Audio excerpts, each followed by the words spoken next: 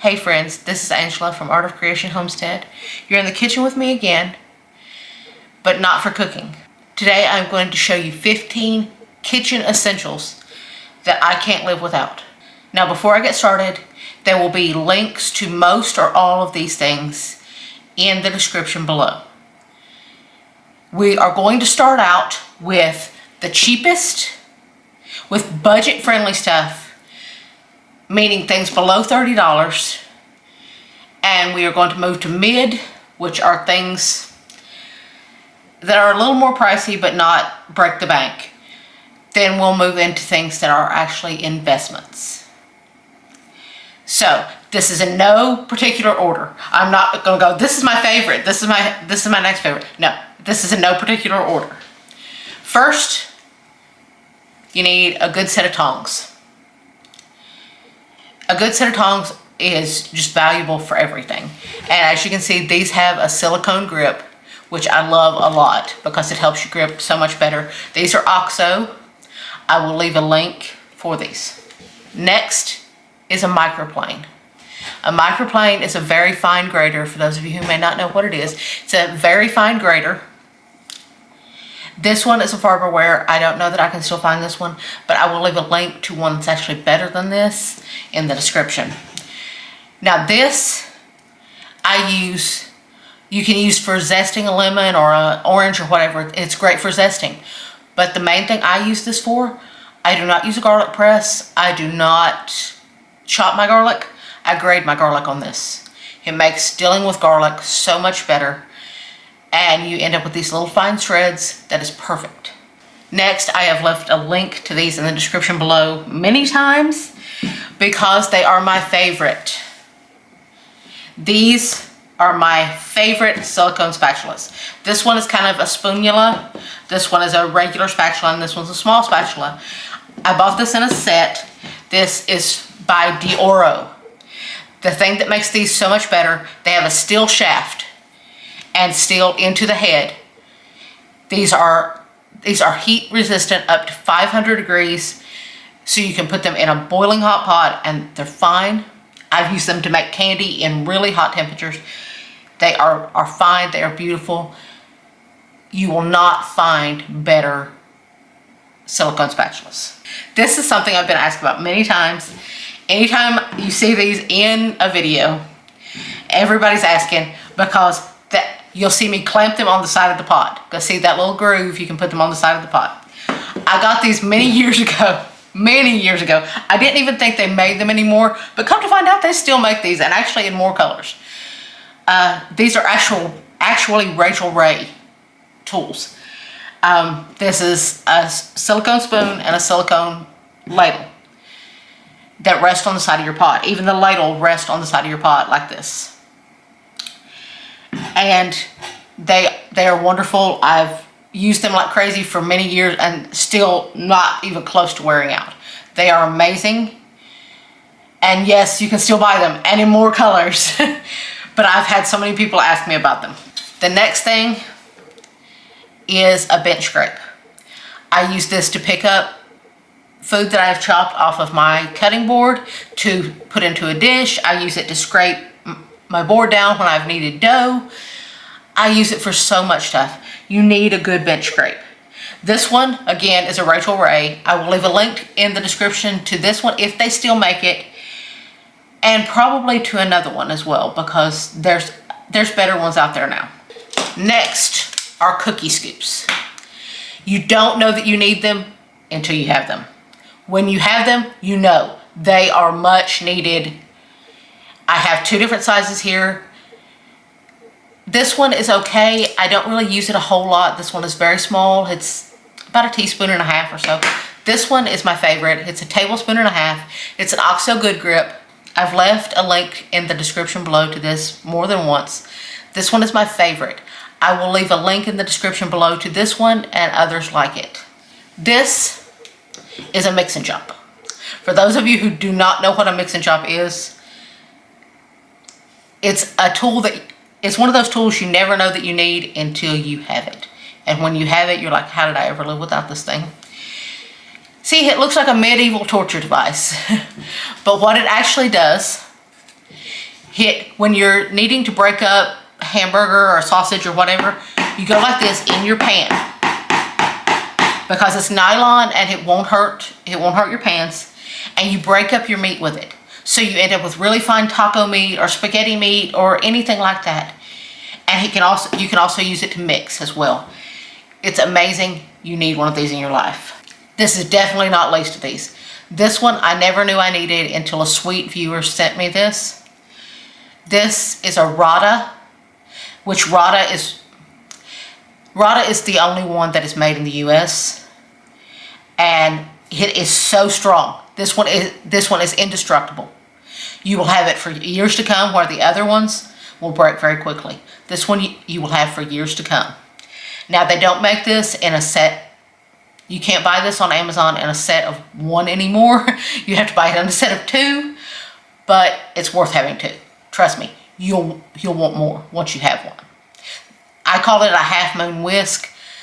There's different names for it, but you need one of these. It gets into the corners of pots, all kinds of stuff. This you have probably never seen me use, because I know not very many people know about them, so I try not to use it on camera. But once you have one, you love it. This is a Danish dough whisk.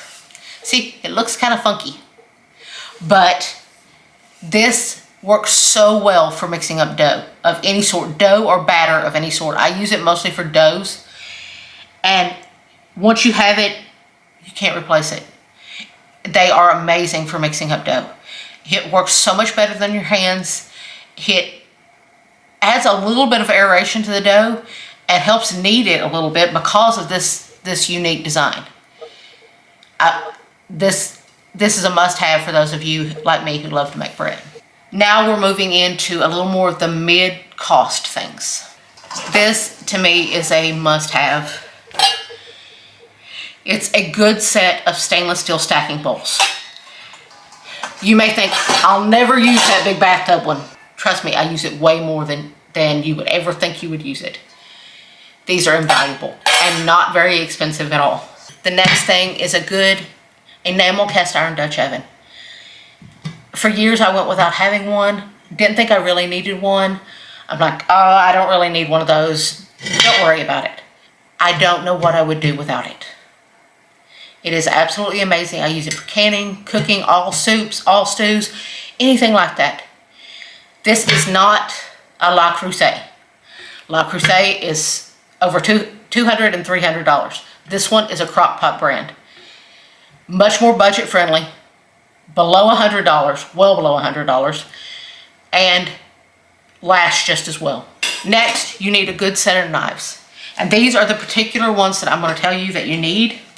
You need either a chef's knife or a santuku, or santuko, whichever you want to call it. Either one of these will work interchangeably. This one just works better for the rocking motion if you're chopping herbs. If you guys would like for me to do a knife skills tutorial, let me know in the description below, and I can hook you up with that. You need those, and you need a paring knife. Definitely need a paring knife and a bread knife. You have seen me use a bread knife time and time again, which is a serrated knife that helps cut bread by the sawing motion instead of pushing down and destroying your bread. You need those. Now, I got all of these in a Cuisinart set of knives.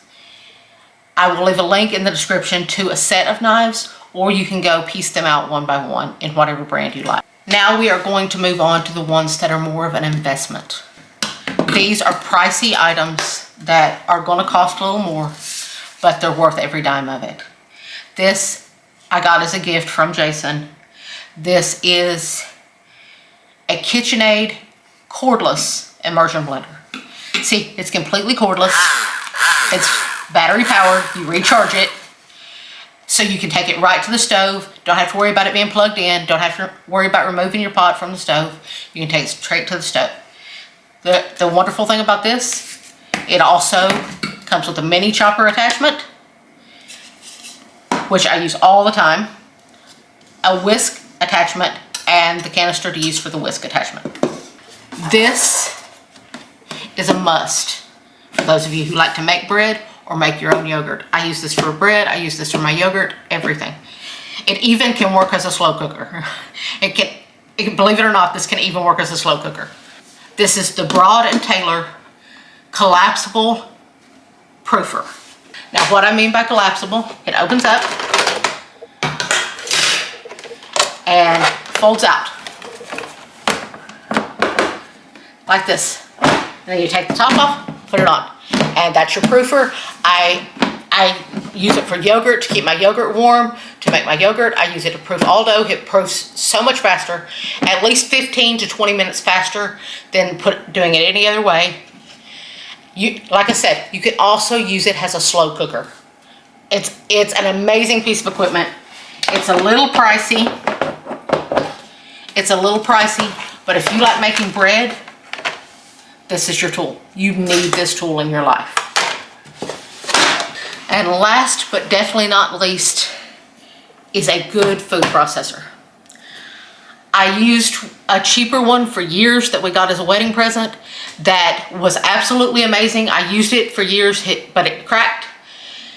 But I have now discovered the importance of having a good one. This one is a huge investment. It's not cheap. It's over $100. Probably even more than that by now. But this is a Cuisinart. I will leave a link in the description below to this one. It is a workhorse. You cannot bog this one down. You cannot destroy it. It will last you a lifetime and never give you problems. And it's also very quiet. It runs very quiet, very smooth, and it can take on even the biggest stuff. I've made butter in this. I have made peanut butter in this because it has the horsepower to take it on. If you're going to get a food processor, make it one that's going to last you a lifetime. And I highly recommend this one. Now those are my 15 things. I have way more tools in the kitchen that I absolutely love and can't live without, but I decided to narrow it down to 15. Those are your 15. Thank you so much for watching this. We love you. We appreciate you greatly. God bless and have an amazing day.